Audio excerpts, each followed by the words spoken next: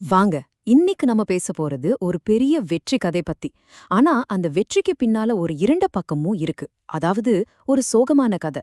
நம்ம தமிழ்நாட்டோட உயர்கல்வித்துறைக்கு அஸ்திவாரமா இருந்தோம், யாருன்னே தெரியாம அங்கீகாரமே இல்லாம போன சிலரை பத்தி தான் நம்ம பார்க்க போறோம். கேட்கவே எவ்வளவு அதிர்ச்சியா இருக்கு பாருங்க. கௌரவ விரிவுரையாளர்களின் கல்லறைகள் மீது ஏற்றப்பட்ட ஒரு வெற்றி கொடி. ஆனா இந்த வார்த்தைகள்ல இருக்க ஆதங்கம், அதுக்கு பின்னால இருக்க வலி, அது 100க்கு 100 உண்மை. ஒரு சிஸ்டமோட வெற்றி அதுல வேலை செய்யறவங்களோட தியாகத்து மேல எப்படி கட்டப்படுதுங்கிறதுக்கு இது ஒரு நேரடி உதாரணம். சரி, இந்த கதை எங்கிருந்து ஆரம்பிக்குதுன்னு பாப்போமா? சரி, முதல் பகுதி கல்வியின் கண்ணீர் கதை. நாம எல்லாரும் தமிழ்நாட்டோட உயர்கல்வி வளர்ச்சிய பத்தி ரொம்ப பெருமையா பேசிக்கிறோம். அது உண்மைதான். ஆனா அந்த பெருமைக்கு இன்னொரு பக்கம் இருக்கு, ஒரு கண்ணீர் கதை.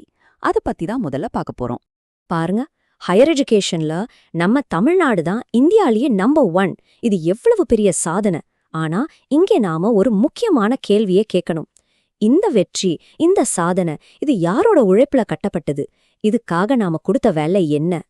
சரி, அப்போ அடுத்த கேள்வி, யார் இந்த விரிவுரையாளர்கள்? நாம பேசுற இந்த வெற்றிக்கு ஒரு விலை கொடுத்தாங்களே, அவங்க யாரு?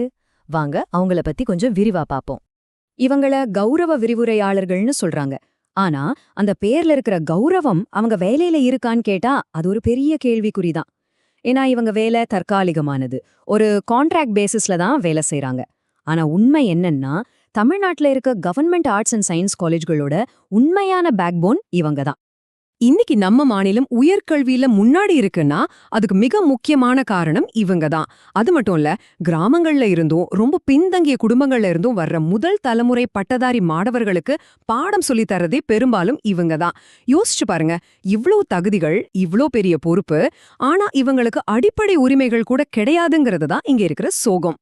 அடுத்த பகுதி 30 வருஷ கோரிக்கைகள். ஆமாங்க, இவங்களோட போராட்டம் நேத்து ஆரம்பிச்சதில்ல, பல வருஷங்களா, பல பத்தாண்டுகளா தொடர்ந்துட்டு இருக்கு. அப்படி என்னதான் இவங்க கேக்குறாங்க? 30 வருஷத்துக்கும் மேல. சும்மா யோசிச்சு பாருங்க, 30 வருஷம். ஒரு மனுஷனோட வாழ்க்கையில இது எவ்வளோ பெரிய காலம். ஒரு முழு தலைமுறையே தங்களோட உரிமைக்காக போராடிட்டே இருந்திருக்காங்க. ஆனா அவங்க குரல் யாருக்குமே கேட்கல. இந்த சம்பள வித்தியாசத்தை பாத்தீங்கன்னா உங்களுக்கே புரியும் நிலைமை எவ்ளோ மோசம்னு. ஒரு நிரந்தர பேராசிரியர் ஒரு மாசத்துல வாங்குற சம்பளம் ஒரு கெஸ்ட் லெக்சரர் 11 மாசம், அதாவது கிட்டத்தட்ட ஒரு வருஷம் வேலை செஞ்சா கிடைக்கிற சம்பளத்துக்கு சமம். என்னங்க இது நியாயம்?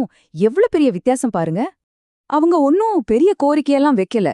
வருஷம் முழுக்க வேலை செய்றாங்க, ஆனா சம்பளம் மட்டும் 11 மாசத்துக்கு தான். எங்களுக்கு 12 மாசமும் சம்பளம் கொடுங்கன்னு கேக்குறது ஒரு பெரிய கோரிக்கையா? இந்த சாதாரண ஒரு விஷயத்த கூடவா செஞ்சு தர முடியாது? 4வது பகுதி, அரசின் மௌனம், உடைந்த மனங்கள்.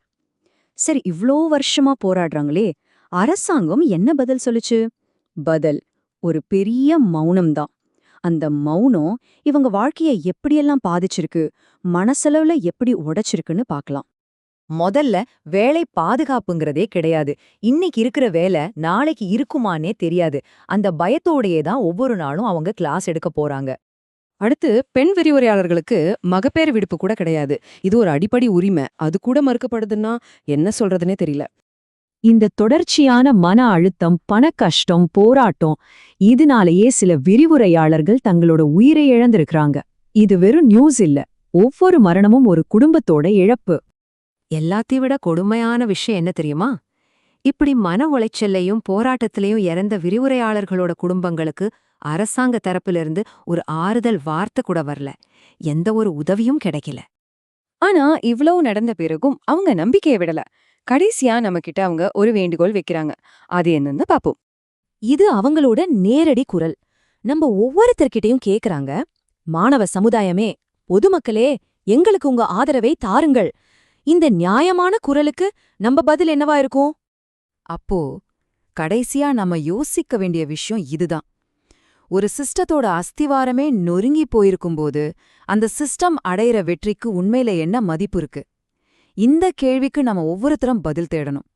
ஏன்னா இது வெறும் விரிவுரையாளர்களோட கதை மட்டும் இல்ல, இது நம்ம சமூகத்தோட மனசாட்சிய பற்றிய கதையும் கூட.